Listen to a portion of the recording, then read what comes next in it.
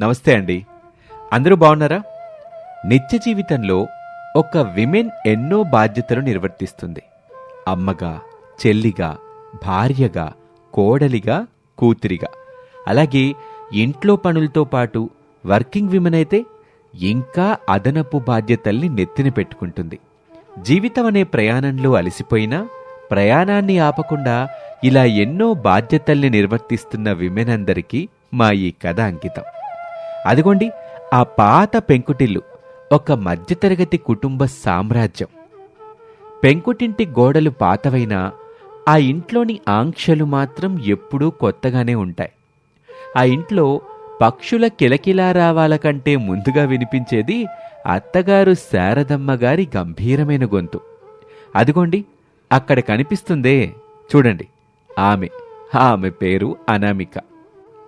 పొయ్యి మీద పాలు మరుగుతున్నా ఒక చేత్తో కలుపుతూ మరో చేత్తో నానబెట్టిన బియ్యాన్ని కడుగుతూ ఉంటుంది అనామిక.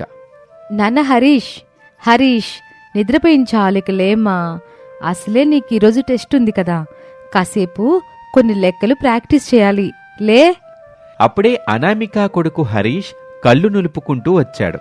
అమ్మా, నాకు నిద్రొస్తోంది, ఇప్పుడే బుక్ తీసి చదవాలా? తప్పదు నాన్న, ఈరోజు నీకు మ్యాథ్స్ టెస్ట్ ఉంది కదా, నువ్వు బాగా చదివితేనే కదా పెద్దయ్యాక మంచి ఉద్యోగం వచ్చేది. ఒక్క 10 నిమిషాలు మొహం కడుక్కొనిరా, నేను నీకు లెక్కలు చెప్తాను. అంతలో శారదమ్మ హాల్లో నుంచి గట్టిగా అరిచింది. అనామేక, ఏం చేస్తున్నావే లోపల? మావయ్య గారు లేచి 10 నిమిషాలు అయ్యింది, ఇంకా కాఫీలు తేలేదు. ఓహో, నీ కొడుకుతో పొద్దున్నే ముచ్చట్లు పెట్టడం మొదలెట్టావా? నీ ముచ్చట్ల ఈ ఆపి కాస్త పనులు చూడు. అసలు నీ తల్లిదండ్రి ఏం నేర్పారు? అత్తగారింట్లో పనులంటే ఇట్టాగైనా చేసేది? ఆ మాటలకి బాధపడుతూ అనామిక హాల్లోకి కాఫీ కప్పులు పట్టుకుని వచ్చింది. ఇదిగోండి అత్తయ్య గారు కాఫీ. హరీష్కి ఈరోజు ఎగ్జామ్ ఉంది, అందుకే చదువుకోమని చెప్తున్నాను. అందుకే 5 నిమిషాలు ఆలస్యం అయ్యింది. చదువు, నీ కొడుకు ఇప్పుడు రాసేదేమైనా కలెక్టర్ పరీక్ష? ఆడు చదివి కలెక్టర్ అవుతాడా ఏంటి? ఆ పిల్లాడెట్టాగో ఆ ఫోన్లో గేమ్స్ ఆడతానే ఉంటాడు. ముందు వంటింట్లో వంట పూర్తి చెయ్యి. రమేష్ ఆఫీస్కి వెళ్ళాలి, మళ్ళీ ఆలస్యం అయితే బాస్తో తిట్లు తినేది ఆడు, నువ్వు కాదుగా. శారదా, ఎందుకే పొద్దున్నే ఆ పిల్లనట్ట సూటిపోటి మాటలంటావు? రాత్రి 12 దాకా నవ్యకి భవ్యకి అన్నం తినిపించి పక్కలేసి హరీష్ గాడితో హోంవర్క్ చేయించి పడుకుందిగా. కాస్త మనిషిలా ఆలోచించు. నేను మనిషిని కాదా అండి? ఈ ఇంటి ఖర్చులు రోజు రోజుకి పెరిగిపోతున్నాయి. ఆ అవని అంజలిలని పనిచేయమని చెప్పే ధైర్యం నాకు లేదు. వాళ్ళిద్దరూ మహారాణుల్లా పడుకున్నారు. ఇప్పుడు ఇంట్లో పనులు అనామేక చేయకపోతే ఎవరు చేస్తారు? నాన్నా, నా జీతం అసలు సరిపోవటం లేదు. హరీష్కి పిల్లలకి స్కూల్ ఫీజు కట్టమని వాళ్ళ స్కూల్ నుంచి మెసేజ్ వచ్చింది. నా చేతిలోనేమో చిల్లి గవ్వలేదు. అప్పు చేద్దామంటే ఇచ్చేవాడు లేడు. రమేష్ మాటలు వినగానే అనామిక గుండె తరుక్కుపోయింది. తన భర్త పడుతున్న కష్టం ఆమె కళ్ల ముందు మెదిలింది. ఏవండి, మీరు దిగులు పడకండి. నేను పిల్లలకి ఇంట్లోనే ట్యూషన్ చెప్తాను. బయట ట్యూషన్ ఫీజు కట్టక్కర్లేదు కదా, ఆ డబ్బు మిగులుతుంది. అలాగే మిగతా పిల్లలకి కూడా ట్యూషన్ చెప్పి డబ్బులు సంపాదిస్తానండి. ఎక్కడా ట్యూషన్కి డబ్బులు కట్టేవాళ్ళు ఎవరున్నారు? అనామేక, నువ్వు బాగా చదువుకున్నావు కదా, ఎందుకు ఇంట్లో ఖాళీగా ఉంటున్నావు? నువ్వు కూడా ఏదైనా ఉద్యోగానికి పోవచ్చుగా, కనీసం 4 రాళ్ళని వెనకేసుకోవచ్చు. అత్తయ్య గారు, నేను ఉద్యోగానికి వెళ్తే పిల్లల్ని ఎవరు చూసుకుంటారు? నవ్య, భవ్య ఇంకా చిన్న పిల్లలు, వాళ్ళకి టైంకి తిండి పెట్టాలి, చదివించాలి. ఇదిగో సాకులు చెప్పమాకు. ఆ అవని అంజలి పిల్లల్ని చూసుకుంటారులే. నువ్వు పొద్దున్నే వంట చేసి ఇల్లు సర్ది ఆఫీస్కి వెళ్ళి మళ్ళీ సాయంత్రం వచ్చి పిల్లలకు అన్నం పెట్టుకో, పడుకో. ఆ మాటలకి అనామిక మౌనంగా ఉండిపోయింది. ఆమెకు తెలుసు, అత్తగారి మాటకు ఎదురు చెబితే ఇంట్లో శాంతి ఉండదని. కాని ఉద్యోగం చేస్తూ ఇల్లు పిల్లల్ని ఎలా మేనేజ్ చెయ్యాలో తెలియక తలపట్టుకుంది. గదిలో నుంచి అవని తన లేటెస్ట్ నైట్ డ్రెస్లో వయ్యారంగా బయటకొచ్చింది అదే సమయానికి. అబ్బా, ఏంటత్తయ్య గారు ఈ అరుపులు? ప్రొద్దుటే మీ అరుపులతో నా స్లీప్ చెడగొట్టేస్తున్నారు. అనామిక అక్క, తల నొప్పిగా ఉంది, నాకు కాఫీ తీసుకురావా? స్ట్రాంగ్గా ఉండాలి. అనామికకి పనులు చెప్పే బదులు నీ కాఫీ నువ్వే తెచ్చుకోవచ్చు కదమ్మా. మావయ్య, నాకు కాఫీ అనామిక అక్కలా పెట్టడం చేత కాదు. అనామిక అక్క అయితే కాఫీ బాగా పెడుతుంది. ఇక అప్పుడే అంజలి ఫోన్తో వ్లాగ్ చేస్తూ హాయ్ మై డియర్ ఫాలోవర్స్, ఈరోజు మా ఇంట్లో జాబ్ వర్సెస్ హోమ్ డ్రామా నడుస్తోంది. సి మా అనామిక అక్క ముఖం ఎలా ఉందో. Hashtag middle class struggles, hashtag working women. Anjali, ఆ ఫోన్ పక్కన పెట్టు. నీ అక్క ఉద్యోగానికి వెళ్తుంది, ఏకపై పిల్లల బాధ్యత మీదే. మాదా? అత్తయ్యగారు, నాకు ఈరోజు కిటీ పార్టీ ఉంది. అనామిక అక్క పిల్లలు చాలా అల్లరి చేస్తారు. వాళ్ళని చూసుకుంటే నా బుర్ర పాడైపోతుంది. నేను వాళ్ళని మేనేజ్ చేయలేను. అవని, ఒక పూట పిల్లల్ని చూసుకోవా? నేను జాబ్కి వెళ్ళకపోతే పిల్లల ఫీజులు కట్టడం కష్టమైపోతుంది. అది నీ పిల్లల సమస్య అక్క, నాకెందుకు? కావాలంటే నీ పిల్లలకి ఐస్ క్రీమ్ కొనిస్తాను, కానీ వాళ్ళని మేనేజ్ చేయడం నా వల్ల అవ్వదు. వదినా, నువ్వు ఆఫీస్కి వెళ్తే మాకు సాయంత్రం పకోడీలు ఎవరు చేస్తారు? అంజలికి ఫోన్లో వంటలు చూడడం తెలుసు, కానీ వంటలు రుచిగా చేయటం రాదు కదా. అరుణ్, నేను వంట చేస్తే వ్లాగ్లో వేల లైక్లు వస్తాయి తెలుసా, కానీ నాకు టైం లేదు, అందుకే నేను వంట చేయడం లేదు. అనామిక తన గదిలోకి వెళ్ళి హరీష్ని చదివిస్తూ ఉంటుంది. అమ్మా, నువ్వు జాబ్కి వెళ్తే నాకు డౌట్స్ ఎవరు క్లియర్ చేస్తారు? పిన్ని వాళ్ళు అసలు నన్ను బుక్ కూడా తీయనివ్వరు, ఎప్పుడు బయట తిరుగుదామని అంటారు. హరీష్, నాన్న కష్టపడుతున్నారు కదా, నేను కూడా నాన్నకి సహాయం చేయాలి.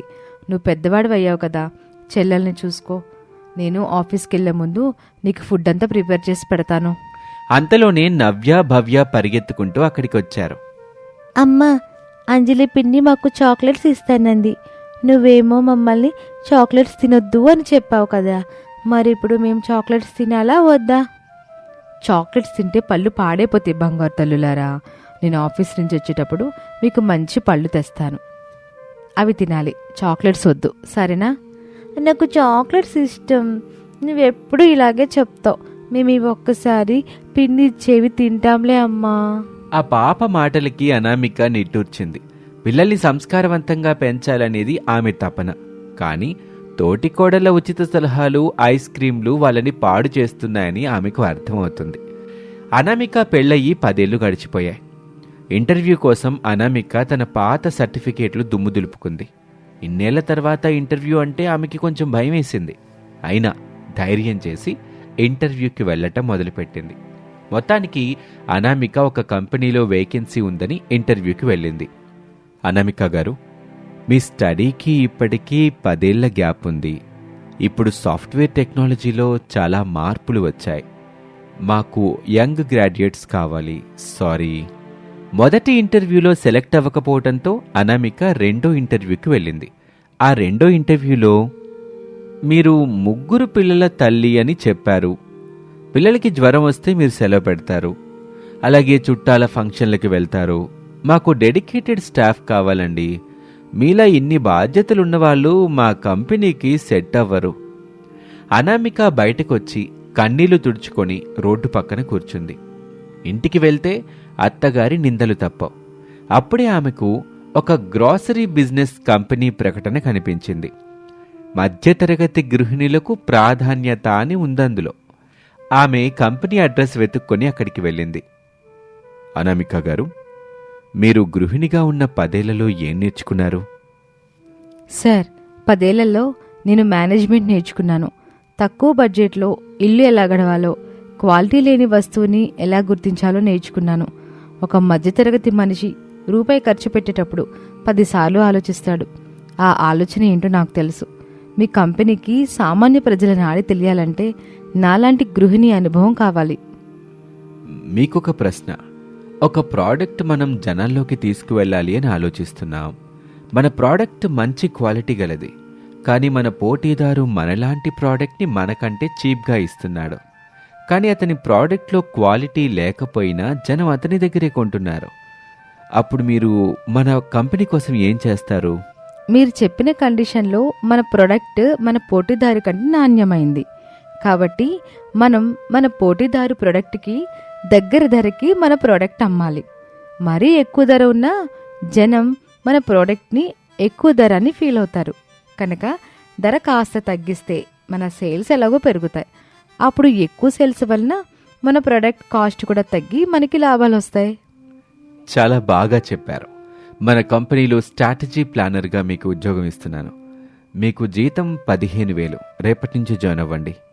ఆ మాటతో అనామిక సంతోషానికి అవధుల్లేవు. అనామిక ఇంటికొచ్చి తనకి ఉద్యోగం దొరికిందని అందరికీ చెప్పింది. ఇంట్లో అందరూ ఆనందించారు. ఇక ఆ మరుసటి రోజు అనామిక తెల్లవారుజామున 4 గంటలకు నిద్రలేచింది.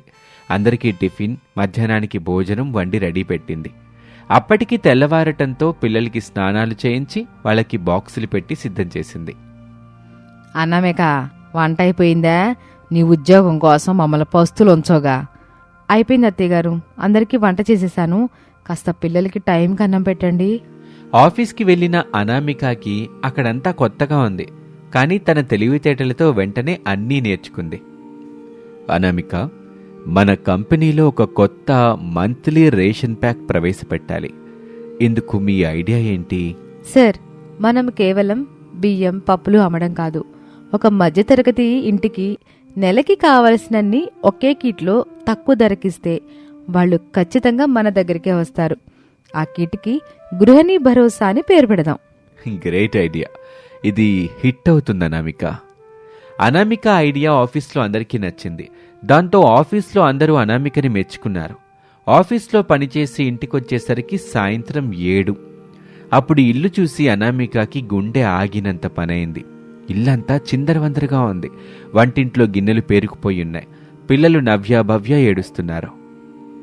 ఏమైంది నాన్న, ఎందుకు ఏడుస్తున్నారు? అమ్మా, ఆకలేస్తుంది. అవని పిన్ని తన ఫ్రెండ్స్తో కిట్టి పార్టీకి వెళ్ళింది. అంజలి పిన్ని రీల్స్ చేసుకుంటుందమ్మా. అనామిక వంటింట్లోకి వెళ్లి చూస్తే తాను వండిన అన్నం కూర అలాగే ఉన్నాయి. పిల్లలకి ఎవరూ వడ్డించలేదు. అంజలి, పిల్లలకి అన్నం పెట్టమని చెప్పాను కదా, ఏం చేస్తున్నావు? అక్క, నేను లైవ్లో ఉన్నాను. పిల్లలు ఏడిస్తే ఐస్ క్రీమ్ ఇచ్చాను కదా, అది తిని పడుకున్నారు. ఐస్ క్రీమ్ తింటే జలుబు చేస్తుందని నీకు తెలీదా? వాళ్ళకి అన్నం పెట్టడం కూడా నీకు వర్క్లా అనిపిస్తుందా? అప్పుడే అత్తగారు శారద అక్కడికి వచ్చారు. వచ్చావా ఉద్యోగస్తురాలా? రాగానే అందరం మీద అరుతున్నావా? వాళ్ళు ఎంతసేపు అని నీ పిల్లలను చూస్తారు? ఆఫీస్ నుండి త్వరగా రావడం అలవాటు చేసుకో. రాగానే గిన్నెలతో రాత్రికి వంట చేయి. శారద మాటలకి అనామిక కళ్ళల్లో నీళ్లు తిరిగాయి. ఒళ్లంతా అలసట. ఆఫీస్లో 10 గంటల పని, ఇంటి పనులు, ఇప్పుడు మళ్ళీ రాత్రి వంట. తన భర్త రమేష్ కూడా నీరసంగా ఓ మూల కూర్చున్నాడు. అనామిక, నీ జీతం వల్ల వచ్చే నెల హరీష్కి స్కూల్ ఫీజు కట్టచ్చు. చాలా థ్యాంక్స్. కానీ నువ్వు ఆఫీస్కి వెళ్ళటం వల్ల పిల్లలు నిన్ను ఇంట్లో చాలా మిస్ అవుతున్నారు. అనామిక హరీష్ని దగ్గరికి తీసుకుంది. వాడు జ్వరంతో వణికిపోతున్నాడు. ఐస్ క్రీమ్ తిన్నందుకు వాడికి జలుబు చేసి జ్వరం వచ్చింది. చూశారు అత్తయ్య గారు, నేను జాబ్కి వెళ్తే నా పిల్లల పరిస్థితి ఇది. వాళ్ళకి ఆరోగ్యం పాడైపోయింది, చదువు పాడైపోయింది. అయినా మీకు డబ్బులే కదా కావాలి. డబ్బు లేకపోతే ఈ ఇల్లు రోడ్డును పడుద్దన్నామేక. నువ్వు కష్టపడాలి, తప్పదు. ఆడదానికి ఇల్లు, ఉద్యోగం 2 కళ్ళు లాంటివి. అనామిక ఏమీ మాట్లాడలేకపోయింది. ఒకవైపు ఆఫీస్లో ఎదుగుదల, మరోవైపు పిల్లల భవిష్యత్తు, అలాగే అత్తగారి పెత్తనం. ఈ మధ్యతరగతి గూటిలో తను ఒక యంత్రంలా మారిపోతుందని ఆమెకు అర్థమైంది. కానీ తన పిల్లల కోసం, తన భర్త గౌరవం కోసం తను ఈ పోరాటం కొనసాగించాలని నిశ్చయించుకుంది. ఆ రాత్రి అనామిక హరీష్కి టానిక్ వేసి వాడి తల నిమురుతూ పడుకుంది. రేపు మళ్ళీ 4 గంటలకే లేవాలి. మళ్ళీ అదే చక్రం. కానీ ఆమె కళ్ళల్లో ఒక ఆశ ఉంది. తన కష్టం ఏదో ఒక రోజు తన కుటుంబాన్ని మారుస్తుంది అని. తర్వాత ఏం జరుగుతుందో తెలియాలంటే నెక్స్ట్ ఎపిసోడ్ వరకు వేచి చూడాల్సిందే. మా ఛానల్ని సబ్స్క్రైబ్ చేసుకోవటం మర్చిపోకండి. Thank you for watching.